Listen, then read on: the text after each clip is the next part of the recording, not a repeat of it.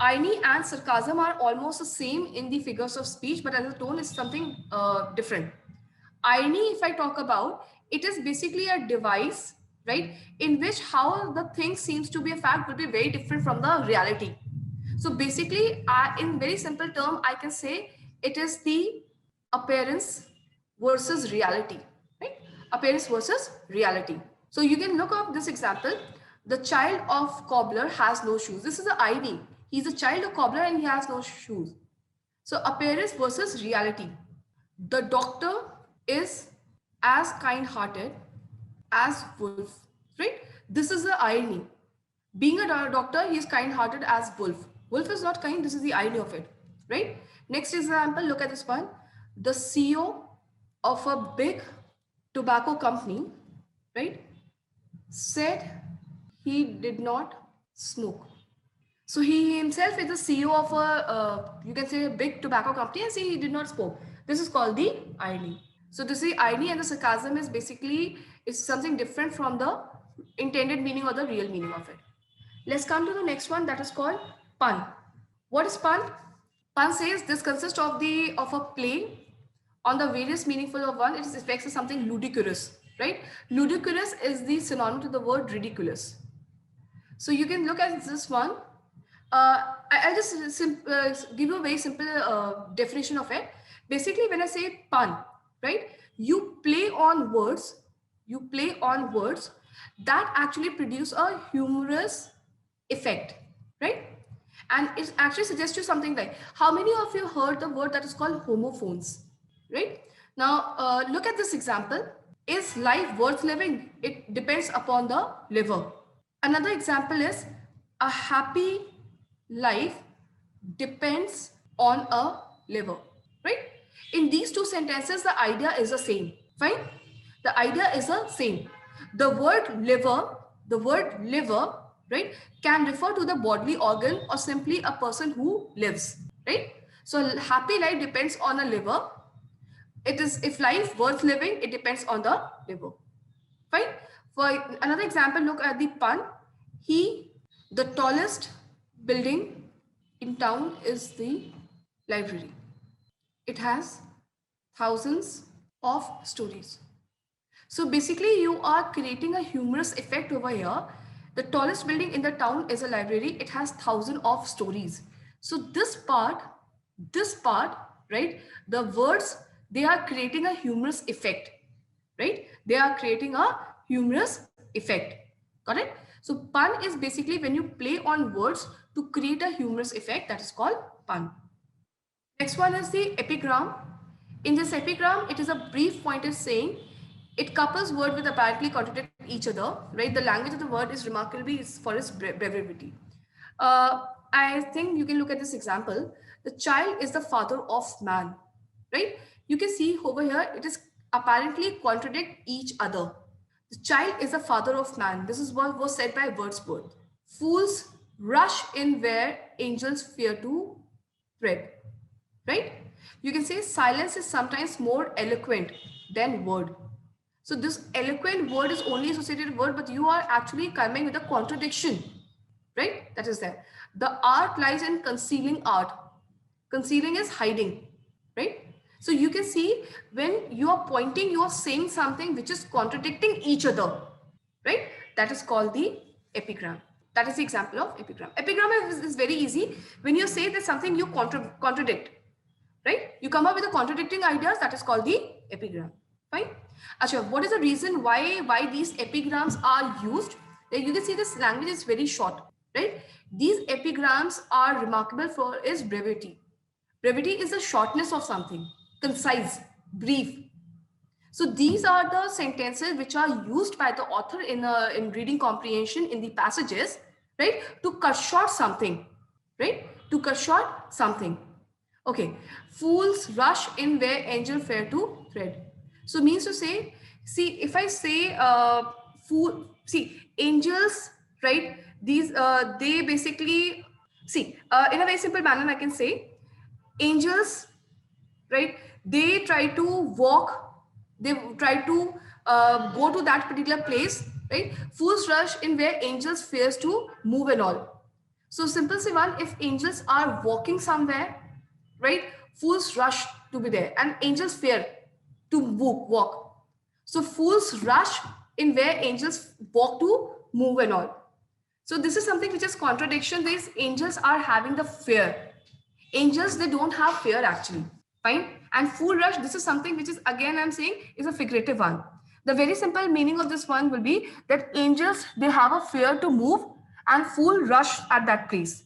This is the meaning of it. So in epigram, only one thing that you have to remember is that statements are clearly contradicting each other, and the purpose of the epigram is to concise it.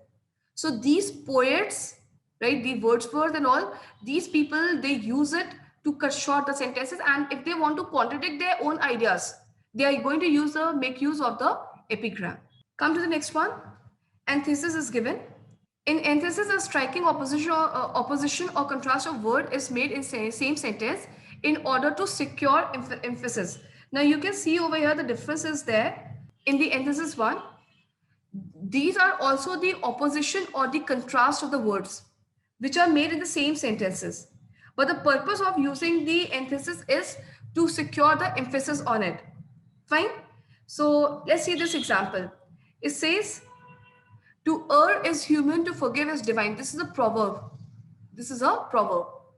So these are two different statements, but I'm actually placing it together, right, to just emphasize on it. So the meaning of this proverb is to err as human means the humans, basically the error is committed by the human, right? If you forgive something, you are next to divine, right? You are next to divine. So basically what happens in the antithesis is we put the contrasting ideas, we put the oppositions together, the two contrasting statements together, just to create the emphasis on this one. Fine. Just look at this one, the next one. Give every man thy ear, but few thy voice. Fine. So basically what happens, see, take every person's criticism, accept everyone's criticism, right? But only few, you should, if you are implementing something, you just should listen to only few judgment. Fine. This is the meaning of this one. So basically everyone is going to criticize you, accept it. But if you are implementing something, only listen to few voices, or when you're making some judgment and all. So listening to listening to everyone and implementing only few people, that is called the antithesis. The next one is oxymoron. Oxymoron is a little easier, right? In this one, you see contradicting and incongruous words and shapes and all. Fine. Darkness visible. Make haste slowly. Loving hate. I give you a very simple example of this one. In oxymorons, what happens? You just come up two different opposite ideas, right? Which are joined to create an effect. Like for example, if I say it was an open secret, it was an open secret. So you can say open and secret together, right? So this is called the oxymoron. So you're combining, right, two ideas, opposite ideas to create the effects. So basically what happens, commonly in oxymoron, you will see the combination of an adjective, right, preceded by a noun. So you can see another examples of this one. If I say tragic and comedy, fine. Another example is it was seriously funny. It was seriously funny, fine. This is the example of oxymoron. Seriously and funny are opposite, they are coming together just to create an effect, right? Sometimes what happens, people when they are saying something, they say, please provide me the original copies of it, right? Please provide me the original copies of it. Original and copies. Original and copies. These are two opposites, they are coming together. It was a true lie that she told me.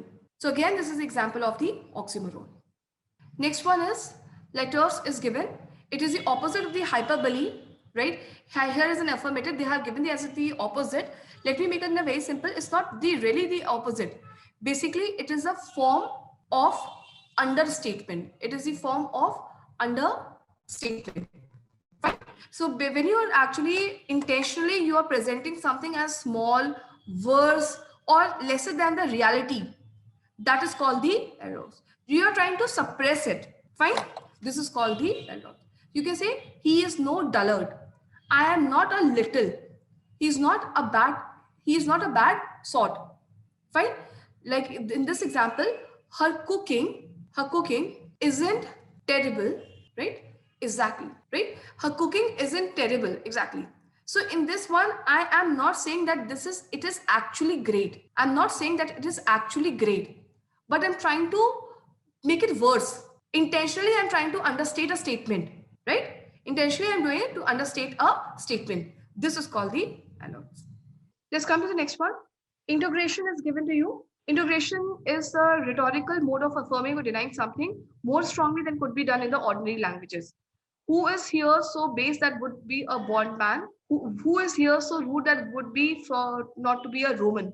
You say these are all the lines taken from the plays of the Shakespeare and from the work of the other authors or the writers.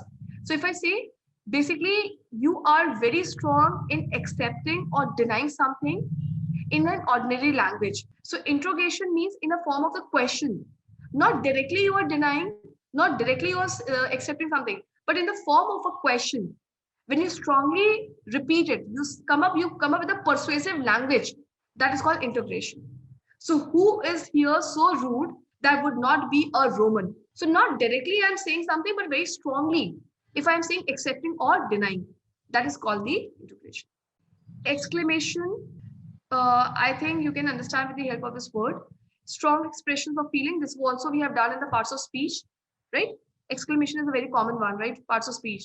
Okay, so it actually brings the, you can say, it expresses the emotions. That is the exclamation is given. Exclamation is there.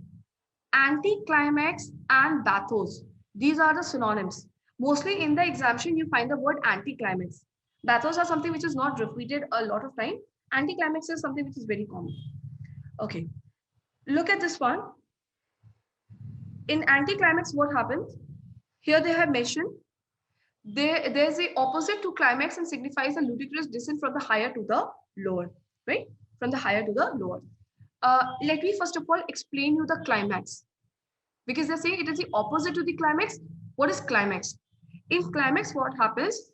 It rises, right? It is a figure of speech. It is a figure of speech which rises in steps, like a ladder, right? Like a ladder. From simple to something more important. From simple to more important. So look at this one. He came, he saw, right? He conquered. So this was simple. He saw and he conquered. So from simple, when you rise to something more important, that is the example of the climax. Fine. Look at another example. Lost, broken, wrecked, and dead within an hour. Simple, simple, and severe. So from simple, you move to the more important one, that is called the climax. So in climax, what happens? You move from simple to more important, right? You rise like a step by step, you climb a ladder, that is called climax. And the opposite to it, it is the anticlimax. The opposite to it is called the anticlimax. So in this one, it is trying to come up with a ludicrous descent form from the higher to the lower. In this one, from lower to higher, you move in the climax. But in the anticlimax, from higher to lower, right? For example, she lost her husband, her children, and her purse, right? So can you see this one? From higher to lower. This is the example of anticlimax. He is a great philosopher, a member of parliament, and plays golf. So he's a great philosopher from higher to he plays golf from higher to low. Is it clear? So in the climax, you move from lower to higher, and in the anticlimax, you move from higher to lower. This is the example of anticlimax, and they're also known as the pathos. Coming to the next one, that is called alliteration. Alliteration is commonly heard everywhere. So you can see the repetition of the same letter or the syllable at the beginning of two or more words is called the alliteration. By apt, alliteration, artful, A. Glittering, glooming, G. Right? G is a one letter. Furrows, follows. You can say F is there. Fine.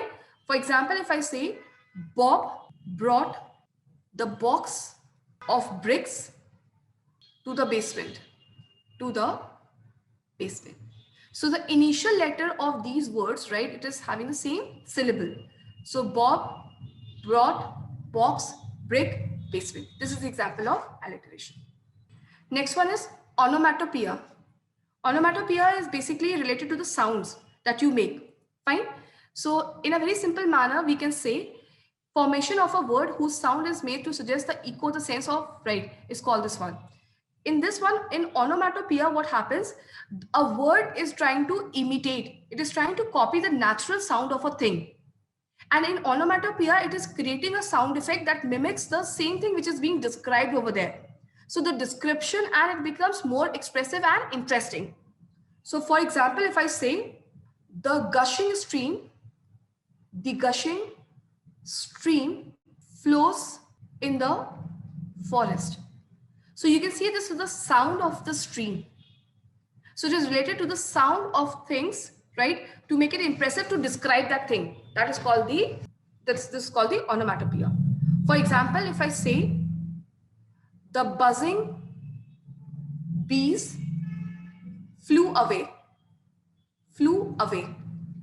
So buzzing is the sound of the bees. Buzzing is the sound of the bees, right? So this is a onomatopoeia. Fine. If I say the rustling leaves kept me awake. So rustle is the sound of the leaves. So onomatopoeia is basically related to the sound of the things and all. Splash, sprinkle, drizzle, right? And anything, ding dong, that is all the sounds that you can say. That's called onomatopoeia. Next one is circumlocution, right? So what is circumlocution? In this one, this consists of expressing some fact or idea in a roundabout way instead of stating it at once. So you are twisting the sentence, right? Instead of saying it at the same time. You're twisting a sentence. So this is consist of the expressing some fact or idea in a roundabout way. Circumlocution, right? Circum is roundabout, right? Instead of stating it once. So let's look at the example. The viewless couriers of the air. So instead of the wind, you're saying viewless courier of the air. Courier of the air, you could have used the word wind. But you are using the roundabout way to say the same to the wind. Next one is that statement of his was purely an effect of imagination. Purely and the purely and effort of imagination, you could have clearly said it's a fiction, right? So whenever you are using the roundabout manner to express something, instead of directly saying something, that is called the circumlocution. Tautology is common.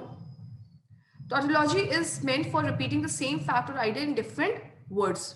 Fine. For example, if I say, it is a privilege and a birthright of every man to express his ideas without fear. So it's the same thing that you are repeating to say this, right? You're repeating the same fact and idea, but in different words. So merely this is tautology is a repetition of it. It says, it is a privilege and a birthright of every man to express his ideas without fear. So this part is a repetition of the first part, right? This is a repetition of the first part. That is called tautology.